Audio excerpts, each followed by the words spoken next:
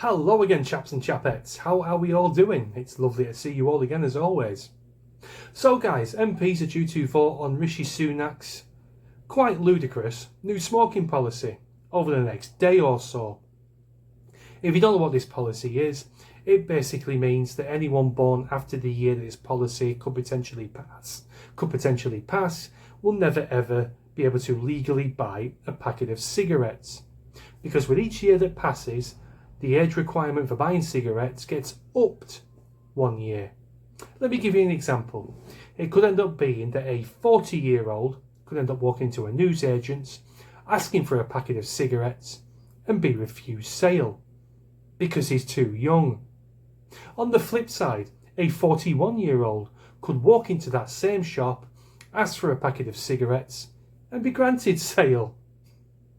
It's all part of Rishi Sunak's push to make this country 110% smoke-free, despite the fact that the number of people taking up smoking is declining and is continuing to decline, because anyone with half a brain cell knows smoking can potentially be a hazardous habit.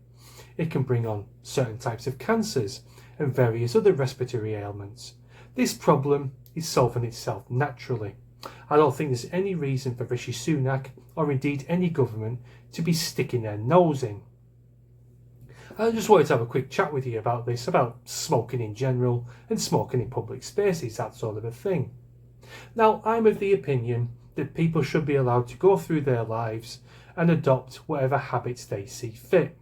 I'm not suggesting everyone should run out of the houses and start shooting up heroin or snorting cocaine. I'm mostly talking about smoking and drinking here.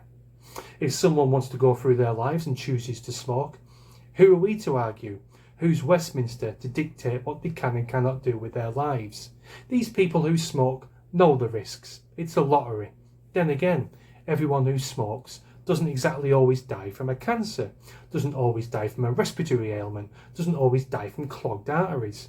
You're playing a lottery with your life, and you should be more than entitled to play that lottery. Much the same with drinking.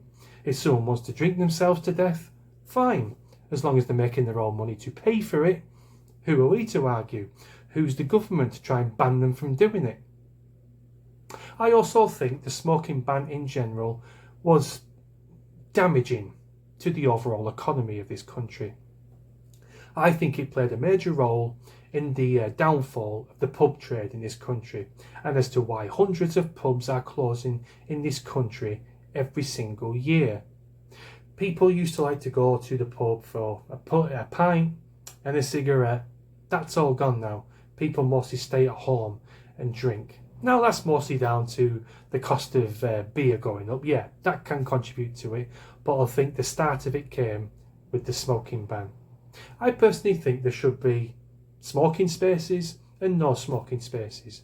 For example, there should be smoking pubs, there should be smoking restaurants, there should be smoking cafes, there should be non-smoking pubs, non-smoking restaurants and non-smoking cafes, simply to balance it out a little bit, instead of smokers being demonised to shit.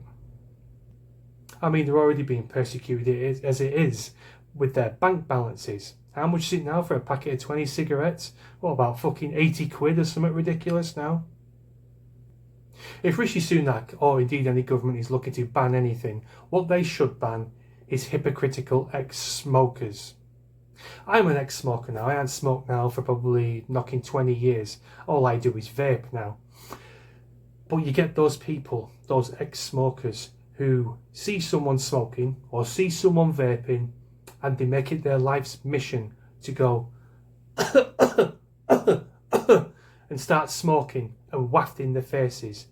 If anything needs to be banned, if anything needs to be stamped out, it is them sort of people. When I see them or hear about them, I just want to go up to them and I want to throttle them there and then. I really do. They annoy the piss out of me. I'm an ex-smoker. I'm quite happy sitting next to someone who's smoking. I'm quite happy sitting next to someone who is vaping. If I'm not happy, I choose to move away because I don't want to see it. I don't see why the smoker should have to move out of the way simply because I don't want to smell it and I don't want to breathe it. that's my video, guys. Please let me know what you think in the comments. And yeah, I'll see you in the next one. Thanks for watching.